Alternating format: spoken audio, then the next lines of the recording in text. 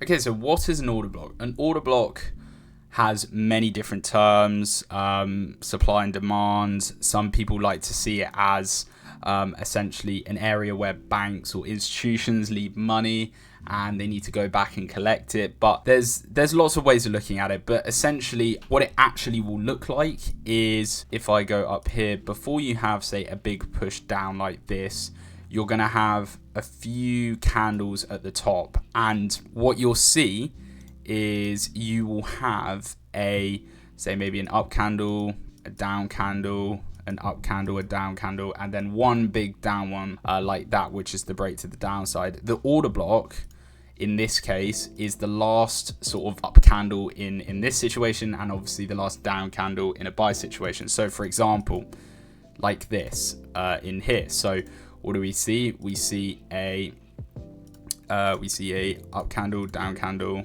and then the last up candle before a big push to the downside, most of the time breaking structure. So what the order block would be here is like this. Now, some people like to use the whole thing, like with the wicks, but as I've sort of spoken about before, I think wicks are not worth using. I think you just want to use sort of the bodies of the candles. So that's essentially what an order block is. Same with like a buy one. It's just going to be the same thing, the last down candle before a break to the upside. So if I just find one here, for example, this would be an order block down here. If you use just the bodies like that, and again, the idea would be that price would be coming down to test into this area. So that's how to find them. Essentially, if you look at any sort of momentum move, again, you have them here. Again, the last up candle before a break to the downside. And as you can see, they will be retested a lot. Now, it's not obviously 100% guaranteed that they work, but that's kind of how it works at a simple level. And the same with any buy ones as well.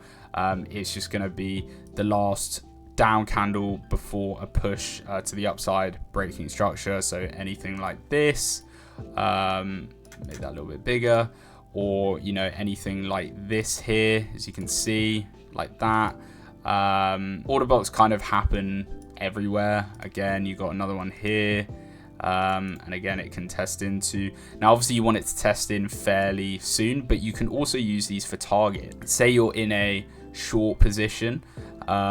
Maybe you want to use this order block down here as your TP, because you know that price will probably want to react sort of off that area. So now we know what an order block looks like, where in a sell direction, as I said, it's the last up candle before a push to the downside, breaking structure, and the same with a buy, where it's the last down candle before breaking structure. That's pretty simple to understand. That's what you're looking for. Now, what it actually is essentially just a lower time frame accumulation of orders, where as you can see, if you drop to a lower time frame, for example on this, I believe it was here, around here maybe, you can kind of see how you've got buyers, sellers, buyers, sellers, buyers, sellers, buyers, sellers, before the sort of real move. So essentially it's just an accumulation of orders. So what it actually, some people like to think with institutions is essentially what happens is to create these big sell-offs like this. Institutions need to use a lot of liquidity and a lot of momentum to move that. So what they do is they'll bring price into a premium zone to get the best sells possible before selling heavy to the downside, making their money. But what happens is they've then left previous buy orders up here that they need to collect the money from, because obviously these buy positions here are going to be in a heavy loss. That's what a lot of hedge funds do. They hedge their trades. They'll buy and sell to hedge risk. So they'll make money on the sells, but then what they need to do is bring price back into where they bought to collect and close out those buy orders to avoid a loss. So that's essentially what the institutional SMC concept is, where they're essentially looking at what institutions are doing, where the institutional money will lie.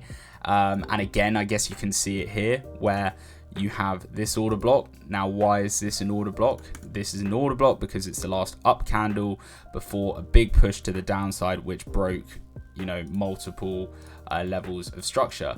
And again, what happened is they used this area to get as high into a premium as possible, to obviously move the market. It costs a lot of money before selling heavy. They then collect their money from the shorts, move price back up to fill the buy orders back to avoid the loss on the buy orders, and then they can sell again. So that is essentially the concept behind order blocks, where it's institutions giving themselves the best deals, shall we say, or the best price. So if I just, you know, go to a different time frame, because they you know, happen everywhere. Same here. You know, with this order block here, you may assume that price is going to want to sell down into this zone. Why is it going to want to do that? Well, look what happened. Why is this an order block? It's the last candle before a massive push to the upside, breaking structure. And what's happened here is, to even move the market this amount will cost trillions and trillions of sell orders. Now, it doesn't necessarily mean they've started selling here to get the best price. They might have decided, you know, the market's going to go long up here, and so they've been selling heavy and heavier and heavier to get the best price to then sell. And so that's essentially what they've done. They've put the sells in. They've then obviously bought, made all their money by, you know, closing out their sell positions up here, while also, what are they doing here? Clearing previous sell orders from this order block. And now what do they need to do? They need to bring price back down here to collate the rest of their sell orders to avoid a loss on it.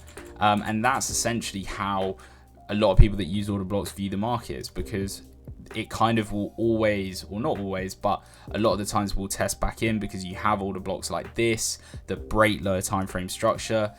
They push up after selling off. What do they need to do?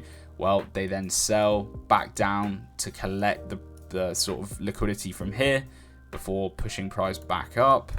Then they need to bring it back down to collect the liquidity from there. So it's a very sort of institutional way of looking at the markets, but as I said, you don't necessarily have to trade off them. You can use them a lot for targets. As I said, if you were, say, wanting to short today on a lower time frame, you have this higher time frame order block to, you know, potentially target as a zone where liquidity is wanting to move to the downside and take profit. So hopefully that makes them a little bit clearer to explain. So just to recap, what is an order block? Well, for a sell, it's the last up candle before a push to the downside, breaking structure. What is a buy order block? It's the last down candle before a push to the upside, breaking structure.